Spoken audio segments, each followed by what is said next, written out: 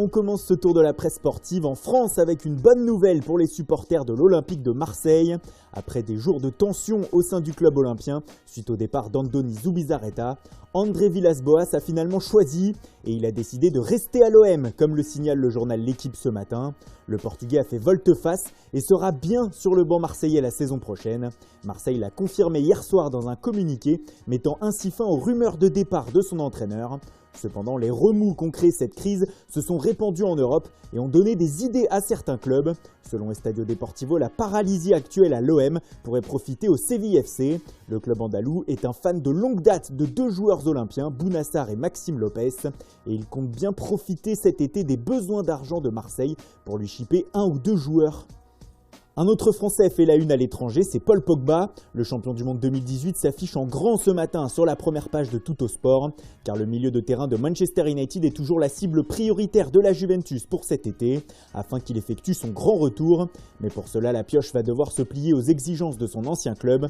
En effet, avec la crise du football européen, Pogba ne pourra pas demander un énorme salaire à la Juve.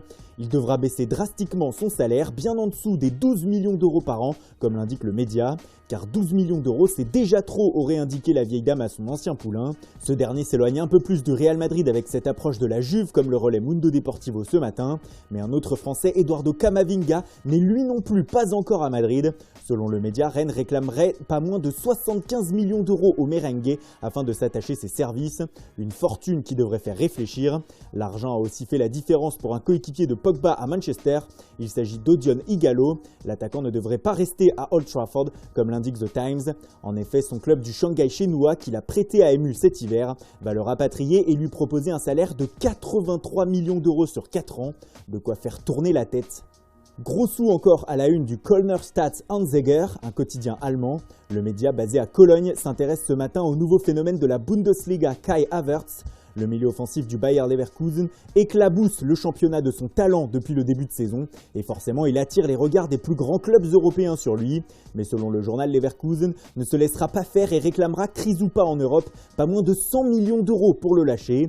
De quoi refroidir certaines ardeurs. En attendant, la Bundesliga se poursuit ce soir sur le terrain avec le choc Borussia Dortmund-Bayern Munich, un classiqueur qui s'affiche en une de AS ce matin, qui évoque aussi le duel à partir de 18h30 entre Erling Haaland et Robert Lewandowski, les deux buteurs des deux clubs. Un duel pour le titre dont on salive d'avance. En Angleterre, l'heure n'est pas encore à la présentation des matchs, mais on s'y rapproche tout doucement. Selon plusieurs tabloïds ce matin, dont ici le Daily Mirror, ça y est, les joueurs de la Premier League sont enfin prêts à accepter le plan de reprise nommé Restart Project. Les joueurs des clubs de Watford, Brighton ou encore West Ham ont été convaincus par les mesures mises en place et devraient bien signer le protocole d'accord. Celui-ci devrait mener tout ce petit monde à un retour des matchs le 19 juin prochain. Ceci fait bien sûr la une également du Daily Express qui indique que Pep Guardiola a lui aussi donné son feu vert à cet accord. Tout le monde tire donc dans le même sens pour le plus grand bonheur de l'Angleterre. Les risques cependant après cette longue période sans match, ce sont bien sûr les blessures. Et un joueur en aurait fait l'amère expérience hier à l'entraînement, c'est Zlatan Ibrahimovic. L'attaquant de l'AC Milan se serait rompu le tendon d'Achille selon plusieurs médias italiens. Mais tout ceci reste à confirmer avec une batterie d'examens. Cela n'empêche pas pourtant la Gazzetta dello Sport de s'inquiéter pour le Suédois ce matin.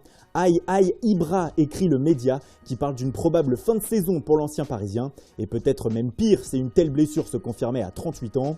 Zlatan n'est pas le seul dans ce cas. On a aussi appris hier la blessure de Joao Félix avec l'Atlético de Madrid, sans que les colchoneros ne précisent la durée d'indisponibilité du joueur. Ajoutez à cela la blessure du joueur de Porto, Funes Mori. Ojogo estime que les blessures assombrissent la reprise désormais. D'ailleurs, cela inquiète beaucoup le FC Barcelone selon les Sportiu. En effet, le média catalan explique que Quique Sétienne notamment s'inquiète de la cadence infernale qui va être imposée à ses joueurs à partir du 12 juin. Avec une colonne vertébrale de son équipe souvent à 30 ans ou plus, un problème de gestion de l'effectif va être à gérer pour lui. Et on reste à Barcelone pour terminer justement avec la star du club Lionel Messi. L'Argentin, comme le présente Mundo Deportivo, n'est plus très loin de marquer encore un peu plus de son empreinte l'histoire du foot. En effet, il ne le reste qu'à marquer ou à faire marquer 14 fois en cette fin de saison pour atteindre la barre des 1000 buts sur lesquels il est impliqué. Avec aujourd'hui 697 buts et 289 passes décisives avec le Barça depuis le début de sa carrière, Messi a déjà marqué l'histoire. Mais écrire un petit peu plus sa légende lui ferait sans doute bien plaisir. Voilà, c'est tout pour aujourd'hui. Merci pour votre fidélité. Bonne journée à tous.